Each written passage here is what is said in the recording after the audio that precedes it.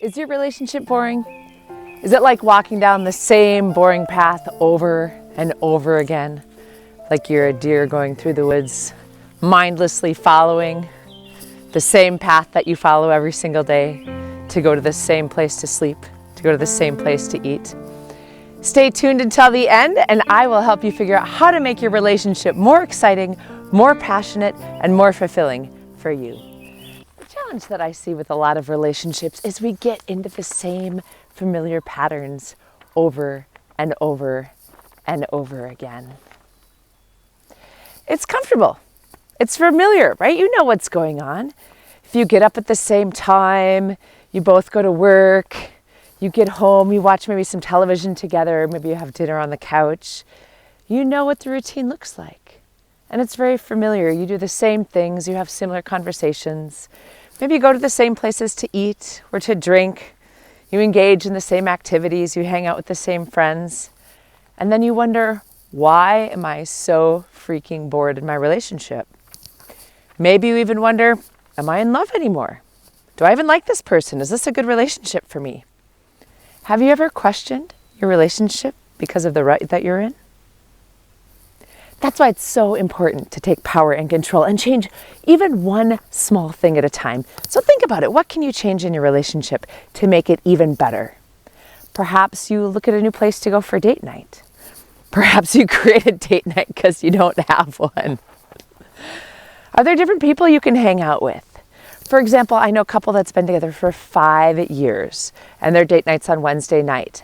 And their challenge to themselves is to do something different or go somewhere different every single Wednesday. So they're not allowed to repeat a single thing. And they said in the 5 years they've been together, they still haven't repeated anything. They're always coming up with new and creative and fun things to explore. Every path is going to be different. For example, look at this deer path here.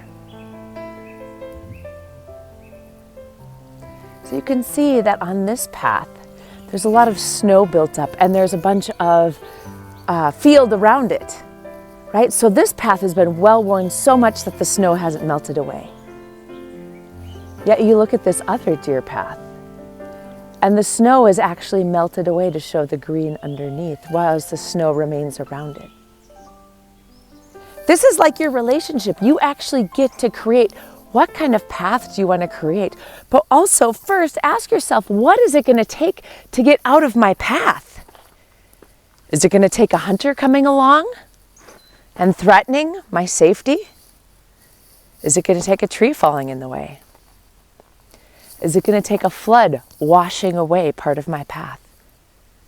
How intense does the movement need to be before I change my path?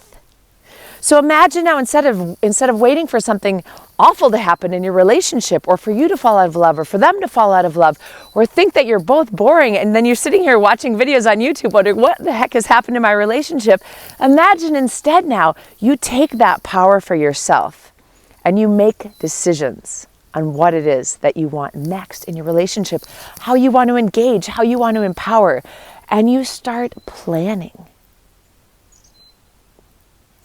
ways, date nights, communications, conversations that you can have. You start asking your partner for something different. So pause for just a second and just put your hand over your heart and just close your eyes, take a breath.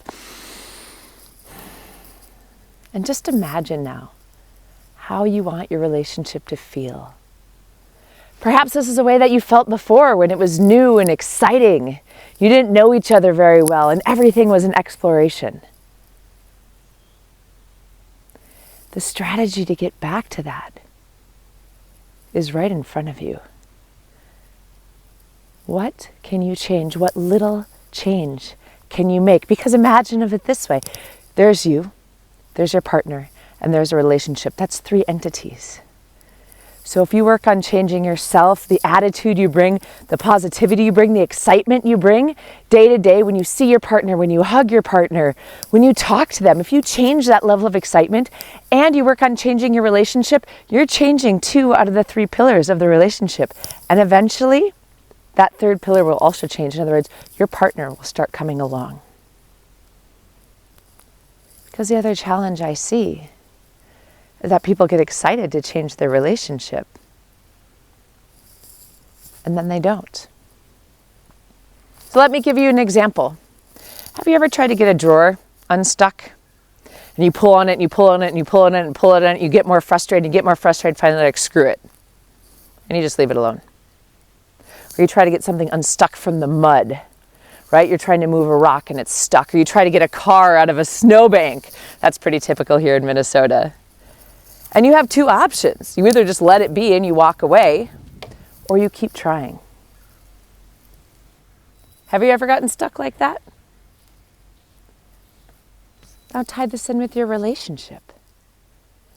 You get all excited, you've decided you want to try something new to get the boredom out of your relationship, and you get home and you tell your partner, instead of watching television tonight, let's play a game, or let's have a conversation, or let's go out to dinner, and I'm super excited about it. And your partner's like, oh, but the ending of the show's on today, or the sports game's on today, and I'm not going to be able to see it again.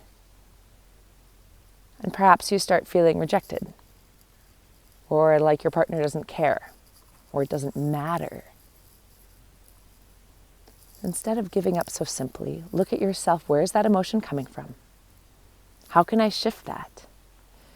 And keep trying, keep being persistent. Push that drawer in a little bit of a different way. Try a different tool, try a different angle. Share with your partner why it is so important that you start doing something. Say, hey, I feel like we're in a little bit of a rut and I feel it would be really important and I care about you enough to make a change. Will you help me? Get them engaged, get them empowered as well.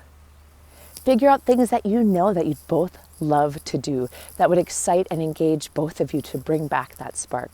And I'm not just talking about in an intimacy kind of way. I'm talking about all the kinds of intimacy, right? Physical, mental, spiritual, intellectual. Build those bridges for yourself and your partner. And keep being persistent. It's so important. So imagine now that a couple weeks down the road, instead of being bored and wondering what's going on with my relationship and is this the right relationship for me, you now get to make the choice. So imagine now that your relationship becomes fun and playful and exciting, or whatever you need it to be for you. Wouldn't that be great? So remember, don't get in that same rut. You're much more evolved than a white-tailed deer. Get out of that rut. Plan ahead. Start engaging. Bring that passion back. Bring that excitement back. It's like a speaker in front of a room, right? If they come out and they're like, hey, how's it going? I'm going to teach you something today. No one cares. But if you come in like, hey, I want to teach you something today and I'm super excited about it. Are you ready to hear how we can be better? Now your relationship's not so boring. You can have that excitement, you can have that passion again, you can get out of your rut and really decide if this is the relationship for you. So I'm Dawn Bennett, I'm a relationship coach. Thank you so much for watching. Subscribe, and I look forward to seeing you on the next video right up there.